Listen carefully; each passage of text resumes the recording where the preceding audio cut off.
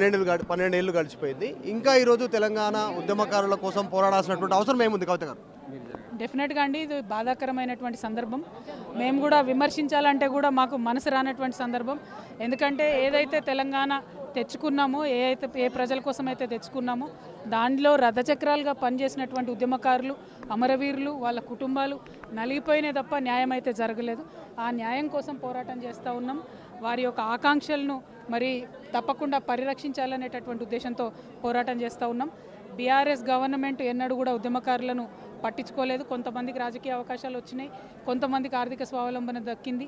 కాకపోతే మెజారిటీ ఉద్యమకారులు గ్రామాలలో ఉన్నటువంటి వాళ్ళకు కానీ, చాలా పట్టణాలలో జిల్లా కేంద్రాల్లో ఉన్నటువంటి కానీ దక్కలేదు. దానికోసం మా వంతు పోరాటం చేస్తాం. మరి కాంగ్రెస్ పార్టీ ఏదైతే హామీలు ఇచ్చిందో ఉద్యమకారులకు, వాటి కోసం మొక్కువని ప్రయత్నం చేస్తాం. ఇప్పుడు ఫిబ్రవరి 26వ తారీఖు నాడు మరి ఏదైతే బడ్జెట్ సమావేశాలు జరుగుతూ ఉన్నాయో, ఈ బడ్జెట్ సమావేశాలలో ఖచ్చితంగా 250 గజాలు ఏదైతే జాగా ఇస్తున్నారో దానికి సంబంధించి పెట్టాలి.